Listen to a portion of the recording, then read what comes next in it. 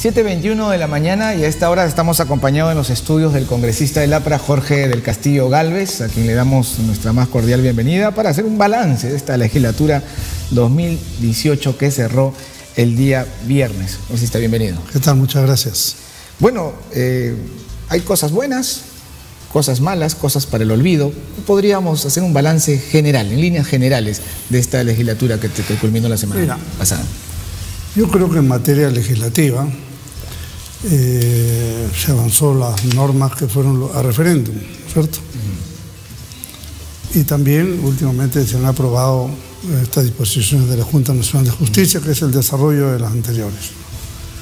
Pero creo que donde está la mayor trascendencia de esta legislatura es en la recomposición de fuerzas en el Congreso, ¿no?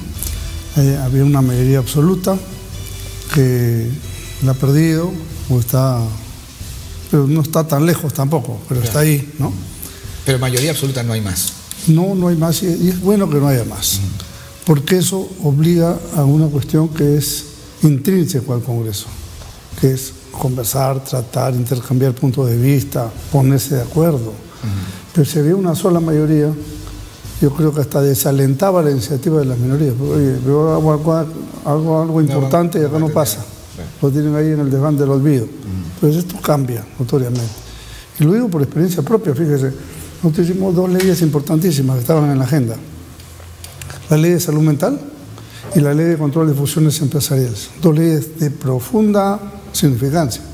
Bueno, el último día, hace unas semanas, se lo echaron abajo en diciembre. No pasa, ¿qué argumento? Ninguno, no pasó. Es mucho más importante que a veces una ley tonta que paran ahí poniendo para aprobar saludos a la bandera, ¿no? Así que creo que esto cambia y yo estoy muy satisfecho de ese cambio, me parece bien, los saludo y espero que los que hoy día eventualmente conforman una mayoría nueva no signifique pagar con la misma moneda a la mayoría antigua. Ese es un detalle muy interesante que hay que subrayarlo. Y de lo que se han quejado, por cierto, la bancada fujimorista con esta nueva composición o recomposición del Consejo Directivo, ¿no? Ya que se han tomado medidas ciertamente... Pero mira, a ver, el Consejo Directivo se reúne una vez al mes, ¿no? Es verdad que tiene otras funciones, tomó una serie de decisiones, pero si ya cambió las proporciones, es lógico que cambien las otras proporciones, ¿no? Especialmente en Consejo Directivo, en fin, las comisiones de repente también incrementando, no cambiando presidencia, porque eso puede terminar el periodo legislativo, pero sí incrementando algunos miembros, me parece bien, ¿no? Especialmente en las sensibles, ¿no? Ética y otras acusaciones constitucionales y otras. ¿Qué podemos esperar del Congreso entonces para esta nueva etapa, digamos, ¿no? Porque vamos a hablar incluso de eso, ¿no? Claro, absolutamente. Un cambio, un punto de quiebre. Yo creo que es la gran oportunidad para que el Congreso haga política más seria, más equilibrada, política en el mejor sentido de la palabra, ¿no? Porque eso es lo que tiene que hacer, es una nueva oportunidad que se le presenta al Congreso de reivindicar muchos de sus actos teniendo un mejor nivel. Gran parte del descrédito del Congreso es porque se concentró en la mayoría fujimorista. Entonces la gente veía abusos, veía problemas, ¿no? Ejemplo, no le dieron la detención domiciliaria al ingeniero Fujimori, su propia bancada. Le dijeron, ¿qué es esto? Después viene, cesan al presidente de la República, ¿no? O sea, lo obligan a la renuncia. También genera una reacción. No es que todo se gana y se ganó, se gana en parte y se pierde en parte, ¿no? Entonces, el hecho de haber sacado a Kenji, por ejemplo. Kenji no es acto de negocio, evidentemente, pero la gente cómo procesa que la hermana saque al hermano, claro, ¿no? Entonces, todo eso fue un descalabro para el Congreso que nos arrastró a todos. O sea, unos se esmeren en hacer un trabajo serio, responsable, ¿no? Con equidad, con seriedad, y terminas arrastrado en la misma, el mismo balde que tiran al caño. Ese es el gran problema, ¿no? Entonces, creo que esta es una oportunidad para poder recuperar un nivel adecuado de política, de orden cívico, de orden nacional, y además que el Congreso se ponga, lo mismo que el gobierno, al cual no le veo tampoco, pero se ponga, vamos a decir así, metas nacionales. O sea, yo he visto el Congreso en estos 2 años y medio sin objetivos nacionales. Le hemos alcanzado de la célula parlamentaria al presidente del Congreso unas ideas, y seguramente otros grupos también. Yo creo que es el momento de que el Congreso por un lado y el Ejecutivo por otro lado tengan metas mucho más claras y nítidas. Estamos viendo resultados, por ejemplo, hoy está en los diarios, la anemia no ha bajado nada, pese a que le han metido un montón de plata. ¿Por qué? Porque no están claros los objetivos, porque no está claro el procesamiento. Se llenan la boca hablando, pero a ver resultados. ¿Piensa que este gobierno está improvisando, que le falta un norte? Incluso la bancada PPK le ha puesto, digamos, una especie de ultimátum al presidente, ¿no? O se rigen conforme al plan de gobierno, ¿no? Y a los principios declarados por el partido, o dejamos de ser bancada oficialista. ¿Cree que está improvisando? Creo que van a dejar de ser bancada oficialista no solamente por eso, sino porque no los atienden, no hay una correspondencia, ¿no? Que sí la hay con otras bancadas, que no llegaron con el gobierno y en cambio sí con esta.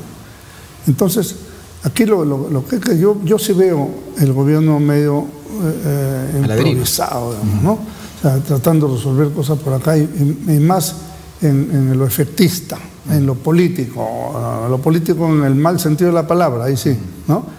Yo me tengo que ganar una cosa populechera y la hago, pues no me importa. Para la tribuna. Claro. Entonces, algunas cosas les salen bien, pero creo que eso no es sostenible en el tiempo. No es sostenible en el tiempo y el gobierno debería aprovechar la nueva composición del Congreso también para plantearle una fórmula conjunta, ¿no? Bueno, vamos a hacer juntos esta cosa.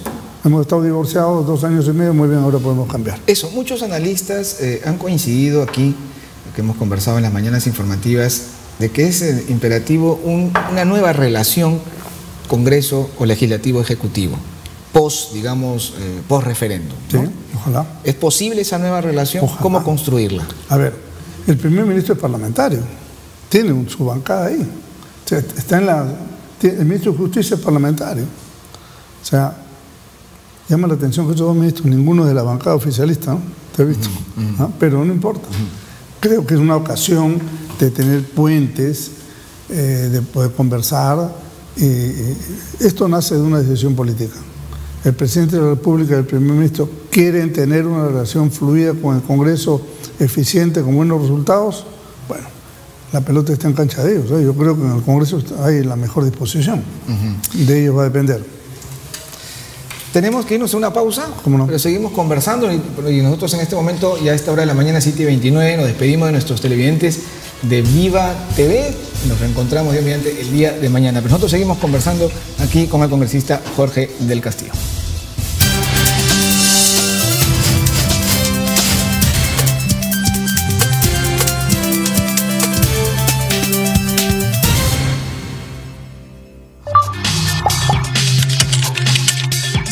Mantiene una deuda. A través del Twitter, el suspendido congresista Kenji Fujimori manifestó mantener una deuda de honor con el expresidente Kuczynski por haber indultado a su padre Alberto Fujimori. La mayoría dice adiós. Fuerza Popular perdió la mayoría absoluta del Consejo Directivo del Congreso. Ahora contará con 10 de las 24 representaciones. Justicia para el suboficial. La tercera sala de apelaciones de Piura ratificó los 7 meses de prisión preventiva contra el suboficial de la policía, Elvis Miranda. Atala quedó desmentido. Nueva revelación señala que el ex vicepresidente de Petroperú, Miguel Atala, habría contactado con alto mando de la banca privada de Andorra para abrir la cuenta donde recibió dinero de Odebrecht. Hora de extradición. La Unidad de Cooperación Judicial Internacional de la Fiscalía de la Nación informó que el Departamento de Justicia de los Estados Unidos está revisando el cuaderno de extradición de Alejandro Toledo.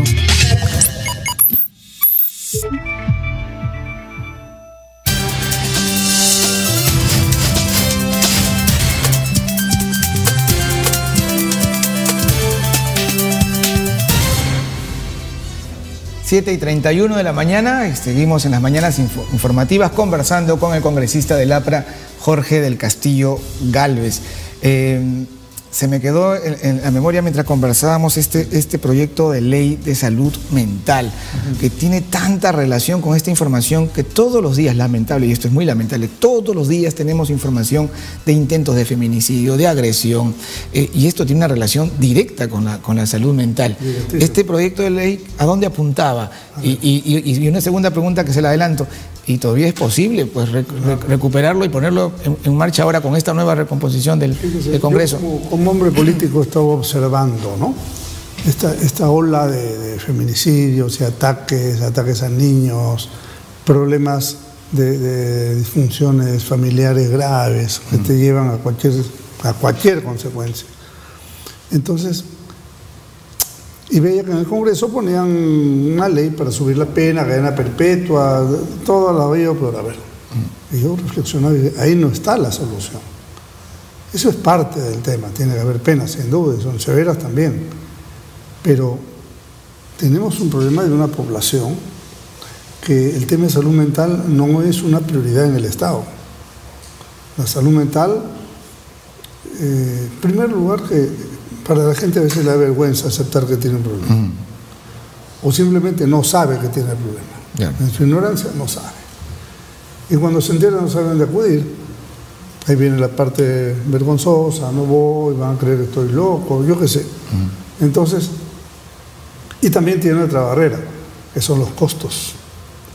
Entonces, lo que hemos pensado es una ley que tiene varios efectos directos. Primero, poner adelante como una prioridad nacional del sector salud el tema de la salud mental, que hacen grandes esfuerzos, eso no lo puedo yo negar, más bien al revés lo aliento y lo reconozco, pero poner en prioridad significa también darle presupuesto, ¿no es cierto? Primero. Segundo, a los médicos en general, los médicos generales no tienen base de salud mental. Entonces la idea, y esto lo recomendó la Organización Panamericana de Salud, que le dieran a los médicos peruanos desde la universidad cursos de salud mental. De forma tal, ¿por qué? Porque no hay psiquiatras en provincias. En cambio, un médico general, los estadios más bajos de perturbaciones o problemas, por ejemplo una depresión, ¿no?, sepa cómo atenderlo. Y no salga al revés o simplemente no lo atiende. No es mi especialidad. Hay que pensar mucho en las provincias. ¿No? Que suple de una manera la ausencia de los especialistas. Por supuesto, en los hospitales, en todos los hospitales del Estado tiene que haber una sección de salud mental, no lo hay en todos. Las medicinas, hemos pugnado para bajar de precio, ¿no?, y para ponerse al alcance y que el Estado adquiera más genéricos de temas psiquiátricos, de medicinas psiquiátricas para atender a la gente. Y así por el estilo, ¿no?, una serie de medidas que quieren poner. Basta que haya la decisión política para que vea usted el cambio que se daría. Pero si a la decisión política le agregamos esta medida que estoy señalando, estoy seguro que van a hacer. Ahora, quiero decir una cosa. Yo soy abogado, yo de esta cosa no sé nada. O no sabía nada. ¿Qué es lo que hice? Convoqué a los mejores psiquiatras del Perú.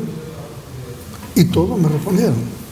Una veintena de médicos, psiquiatras, psicólogos, psicoterapeutas, etcétera, de lo más connotado del país, colaboraron en hacer esta ley. La Organización Panamericana de la Salud también, ¿no es cierto?, y otras dependencias. Entonces, con ellos fue que logramos ir construyendo una. Así que más que mi ley es la ley de ellos, ¿no?, que es la que ahora no se aprobó, pero se puede aprobar. Yo creo que esta legislatura, y voy a insistirle bastante al presidente del Congreso, para que se apruebe. A nadie daña, más bien al revés. ¿Cuáles fueron los argumentos Es que yo tuve la idea, ese día, el día que se iba a votar, en la mañana, yo denuncié que estaban aprobando, que pretendían aprobar un dictamen para eliminar o para exonerar de impuestos a los casinos internacionales. Claro, fue muy sonado, claro que sí. Por eso yo hice un lío ahí, porque la verdad me parecía. Esa fue la de aquí represalia. Hablamos y comentamos bastante. Bueno, esa fue la represalia, se tiraron las dos leyes. Estaban en la agenda, para ser votadas en la tarde. No va. Ahora, esto es inadmisible, ¿no? Porque son situaciones de interés nacional y que se manejan, o sea, se hace uso del poder que el pueblo mismo ha conferido para este tipo de no sé, de chantaje, de represalia política. Por eso digo que es muy bueno que se haya invertido este cambio. ¿no? Entonces ya podremos conversar, nos podemos poner de acuerdo. Ya no es solamente la voluntad de uno, de una parte, sino la voluntad de varios. Ahora, sin embargo, tengo que preguntarle, porque muchos y hablan y afirman y se refieren como, cuando se quieren referir a la mayoría, como el aprofujimorismo, ¿no? ¿Cuál es la verdadera relación entre la bancada prista y la fujimorista? Bueno, creo que es público y notorio que mi posición en lo personal ha sido muy distante del fujimorismo, siempre lo ha sido así. Por ejemplo, yo no voté por la censura del ministro Saavedra. Yo no voté por la vacancia de Pedro Pablo Kuczynski. ¿Y por qué? Porque me volví necio en ese momento, porque soy indisciplinado. No, no. Yo no voté porque me daba cuenta a dónde nos estaban conduciendo. Estaba yo mirando las consecuencias ulteriores de este asunto. No solamente en el hecho de bajarse un gabinete, que también se lo bajaron, ¿no? O sea, el primer ministro de Educación, el gabinete, el presidente. Entonces, eso no podía ser, porque significa... Yo creo en el desarrollo de un país sobre la base de su estabilidad. Si no hay estabilidad, pues nada camina. No hay ninguna parte, ni en una familia, ni en nada, ni en una empresa, y menos en el país. Entonces, fíjese usted, ¿cuál fue el negocio del fujimorismo invocando a PPK? ¿Cuál fue el negocio? ¿Qué ganaron? Nada. Perdieron la mayoría parlamentaria. Según los resultados, ha sido... ¿No es cierto? El hermano menor fuera y preso, padre e hija. O sea, peor no pudo ser. O sea, la verdad es que falta de visión de futuro, ¿no? Cuando uno ya tiene unos años de experiencia en política, te das cuenta que si tú mueves esto de acá a acá, como en el ajedrez, tiene 20 jugadas más adelante un problema grave. Entonces, este es un ajedrez. El que no lo entiende así y cree que hay que volarse a este alfil porque es suficiente, no se da cuenta que después le van a comer la reina. Entonces, eso es lo que ha pasado con el fujimorismo. Entonces, ¿qué pasó? Yo tomé mi distancia en las cosas centrales y yo tuve otros compañeros que tuvieron, pues, yo creo que un criterio distinto, a mi juicio, equivocado. Y pasado el tiempo, yo puedo decir, no me equivoqué, con toda certeza, no me equivoqué, y creo que el Perú hubiera podido continuar una vida de otro orden, luchando contra la corrupción, todo lo que tú quieras, pero eso no pasaba necesariamente por una cosa traumática que ha traído los problemas que ha traído.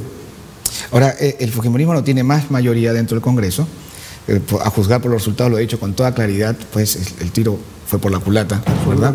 Pero ¿habrá rectificación en ellos o insisten? Porque incluso hay quienes han señalado que estas acusaciones constitucionales presentadas por la congresista Vilca Toma persiguen ese mismo objetivo, buscar vacancia, ¿no? Claro. ¿Habrá tanta...?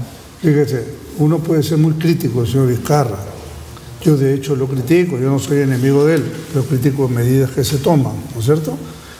Pero de ahí a tener la irresponsabilidad de lanzar una denuncia constitucional que no procede, porque la Constitución dice que no procede. Claro, no procede. Claro.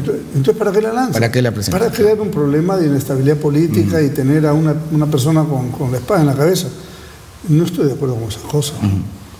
Pero resulta que cuando uno le dice algo, estás en contra de eso, te contesta una pachotada. Yo creo que en el fujimorismo hay sectores que reflexionan, que se dan cuenta que mejor es buscar líneas de entendimiento, ¿no? En lugar de seguir yendo a choque. De acuerdo, muchísimas gracias por haber estado con nosotros. Hemos estado conversando con el congresista del APRA, Jorge del Castillo Gálvez. En cualquier otro momento lo volveremos a tener en estudios, esperamos. Encantado.